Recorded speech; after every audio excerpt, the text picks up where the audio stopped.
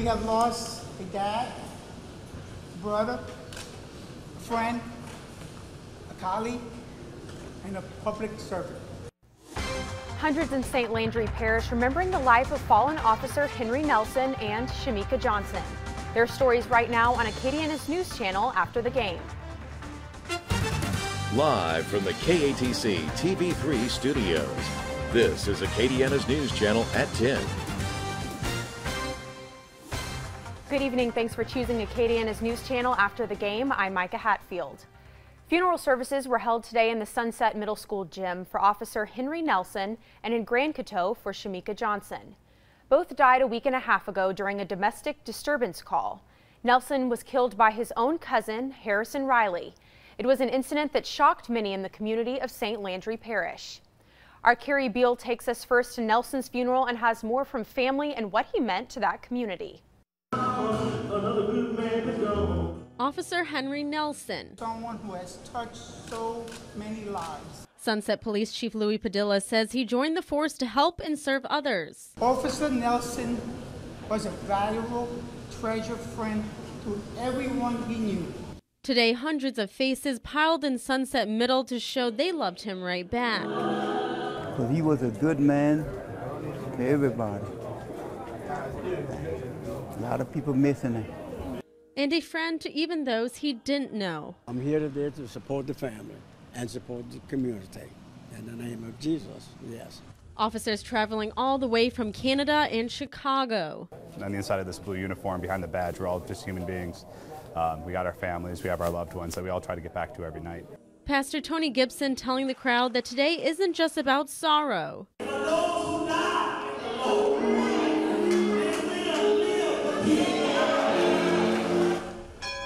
Because Officer Nelson has gone to a better place. God wants me now. He set me free. The pastor says these funeral services aren't necessarily about the death of Henry Nelson, but rather his life and all those he touched while here on earth. In Sunset, Carrie Beal, KATC TV3. Also today, funeral services for Shamika Johnson. Friends and family who gathered at St. Charles Borromeo Catholic Church in Grand Coteau remembered her as someone who loved to travel, loved the Pelicans games, and meeting stars.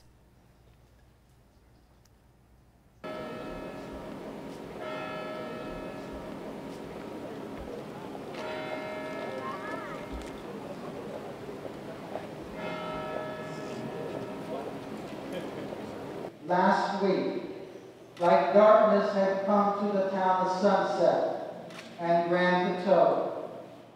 It's been a long, dark week. There's darkness in Sunset and Grand Coteau. However, darkness always gives way to light.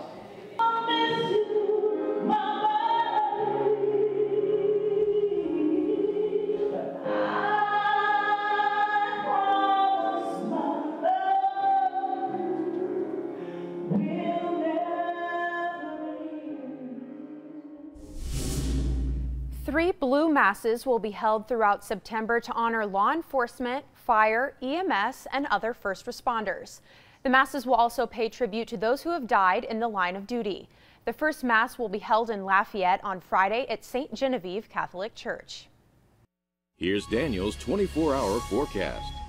Well, for the most part across Acadiana, things have stayed pretty quiet. We've seen a lot of activity just eastwards of the basin. All the problems over towards Baton Rouge that ended up to the LSU game being canceled. Looks like those storms now starting to come to an end. We're seeing a little bit of activity through northern sections of Acadiana. Here's what Power Doppler HD looks like right now. And the rainfall really located through northern sections of the area, and that's going to be from about Turkey Creek down towards Bunkie up along I-49. Heavy downpours through there, and that extends northwards up towards Alexandria. Again, the activity that we saw over towards Baton Rouge started to calm down a little. Some of those storms starting to push out of the metro area, now leaving behind a little bit of light rain. We're going to do it again for tomorrow. We're talking scattered showers across the area, patchy sunshine, some clouds thrown in there as well. We'll go with a 40% chance of rain in the afternoon. High tomorrow up to around 89. Your low tonight getting down to around 76. More details of what you can expect for the rest of your holiday weekend that's coming up here in just a little bit. Parish by parish headlines now. We begin in St. Martin Parish, where deputies are accusing 3 people of planning to rob someone. The sheriff's office says a patrol deputy came across a suspicious vehicle and found 2 men and a woman hiding in a nearby field. One of the men tried to run away, but deputies took all 3 into custody and booked them into the St. Martin Parish jail. In Iberia Parish, a man on the run since last week is now in jail.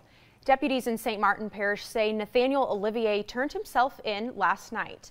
Olivier has been wanted in Iberia Parish for the past week after police say he sped away from a traffic stop and then rammed a police cruiser before running off.